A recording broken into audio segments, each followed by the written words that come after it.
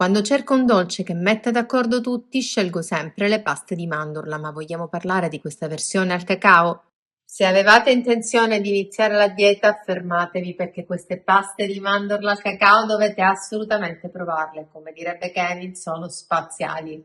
Ma partiamo dagli ingredienti necessari: 2 albumi del peso di 70 grammi, 200 grammi di farina di mandorle, 50 grammi di cacao amaro, 180 grammi di zucchero a velo, 3-4 gocce di aroma di mandorle amare per decorare, zucchero a velo, scorze d'arance di ciliegie candite e mandorle pelate. Partiamo dagli albumi a temperatura ambiente che dovremo versare all'interno di una ciotola insieme a 3-4 gocce di aroma di mandorle amare. Lo so che ha un profumino eccezionale, ma non aggiungetene di più. Lavoriamo ora con la frusta. Non dovremo montare gli albumi a neve, ma dovrà semplicemente formarsi della schiuma. A quel punto possiamo versare farina di mandorle, cacao amaro in polvere e zucchero a velo.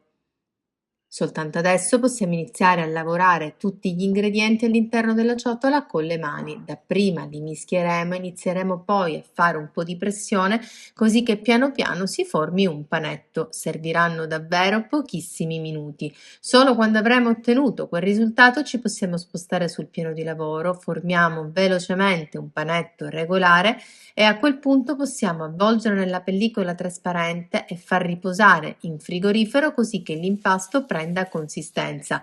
Dovremo tenerlo in frigo per almeno mezz'ora. Terminato il riposo riprendiamo la pasta e aiutandoci con un tarocco o con un coltello formiamo dei tocchetti più piccoli che dovremo far ruotare in questo modo così da dare forma a delle palline. Cospargiamo con abbondante zucchero a velo così da ricoprirle per bene e quindi le disponiamo sulla teglia. Continueremo in questo modo fino a quando avremo formato tutte le nostre paste che disporremo via via sulla teglia.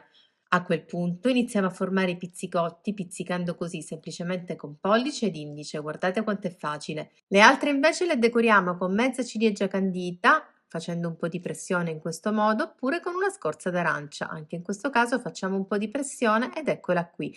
Un'altra variante possibile è semplicemente inserendo al centro una mandorla pelata. Adesso non ci resta che mettere in forno preriscaldato statico a 170 gradi per 15 minuti.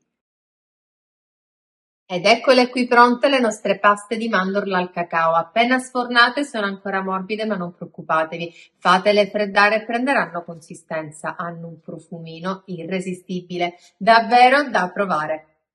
La trovi su tuorlorosso.it.